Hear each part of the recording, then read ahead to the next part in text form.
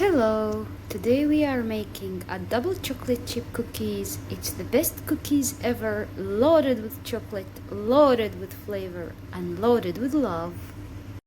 So you'll be needing 1 3/4 cup of all-purpose flour, 1 egg yolk, 2 teaspoons of salt, 1 teaspoon of baking soda, 250 grams of melted butter, 1½ cups of brown sugar, 2 teaspoons of vanilla, 1 pinch of coffee, 1 tablespoon of cocoa, 1 bar of chopped up cooking chocolate, and 1 box of chocolate chips. So first we'll start out with melting the butter because this takes the longest time and it needs to cool down. You need to melt the butter until it is brown and nutty in smell. You will know when it's done. So when you notice the butter starting to turn a little bit brown, you have to watch out so that it doesn't burn. You have to smell a little bit, and if it starts smelling like nuts, then it's almost ready to be taken off the stove. It has to have a little bit of darkness on the sides. You'll see it start building up on the edge of the pot.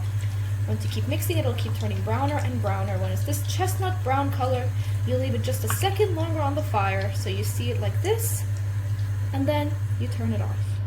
So first, we will start by pouring our melted butter into the cup, where we will proceed to mix it with some water to make sure the cookies aren't too greasy. There will be some black particles left over, so you will drag all of those, as those are where all the flavors are. So just drag them all down, and then add your water to top off the cup. We don't use a measuring cup because this cup to us is good luck for cookies. So then you'll have to wait for it to set and leave it to cool down for a little bit so that it doesn't make the cookies too greasy if you add it in too hot. In a separate bowl, we sifted the flour, baking soda, and salt, and we kept them aside. So you take your bar of chocolate and you chop it up into fine pieces. You can chop them up as big or as little as you want. They will be substitute as other chocolate chips because we like our cookies full of chocolate. I'd recommend using a big knife because very small knives are almost impossible to get through big bars of chocolate with. So into a big deep bowl, we will be adding the sugar. Dark sugar is a little bit hard, so you're going to have to break it up with your hands a little bit to make sure that it is nice and workable when you use the mixer. Yeah, especially that we used it kind of on an opened one, so... It's a little old, that's okay. But it's working, it's valid. It's not expired. It's fine. I promise it's not expired. It's fine.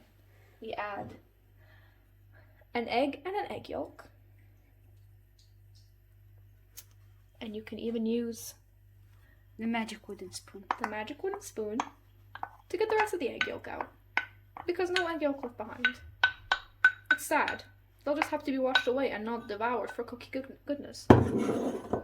Goodness. Love goodness. That. Then you'll be adding 2 teaspoons of vanilla extract.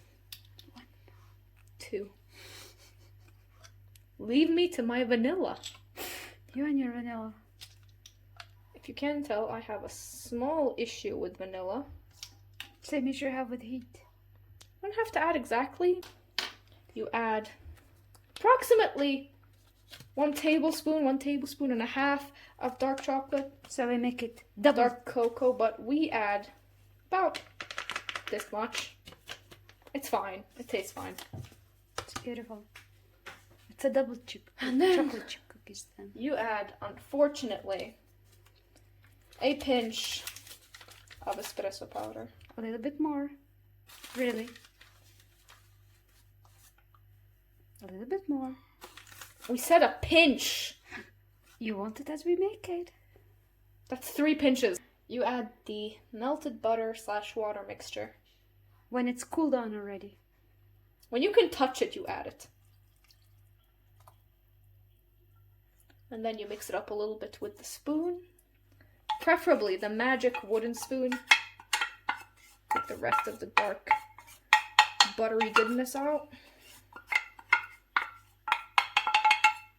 Mix it up a little bit, and then you can take your electric mixer to finish the job.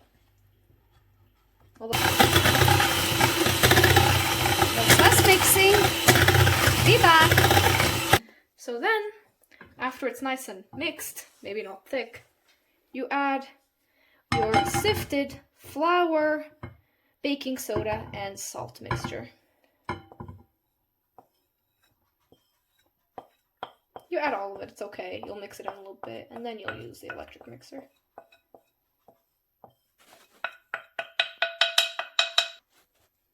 And then you just mix it in, nice and slow. so that when you use the electric mixer, flour doesn't go absolutely everywhere. And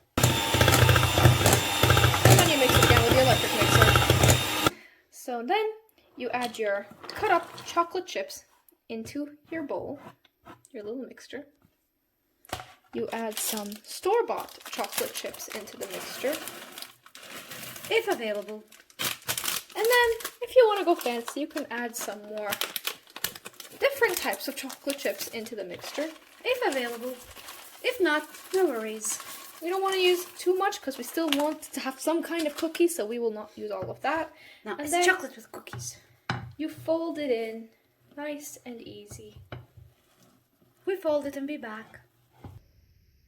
And point is that you take it, scoop it. If you have a nice fridge scooper, it'll make your life way easier. If not, then the 2-spoon method. And you have to make it in bowls like that. And point is that you have to put it in a fridge from 15 minutes to next day before you put it in the oven. So I'll continue scooping it, making it into little sweet balls. We'll put it in a fridge and see you.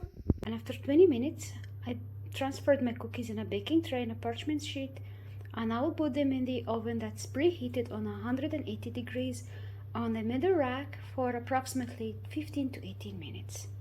After 15 minutes, I took out the cookies from the oven, and you'll find that they are kind of softish on the touch, and this is very normal. This is how it should be. When they cool down, they will harden and they will have this beautiful cookie bite in them. So take them out in 15 minutes and let them to sit, let them to cool down, and I'll transfer them into the serving tray and see you. And that will be our cookies. I really hope you try it, because once you try this recipe, you'll search no more.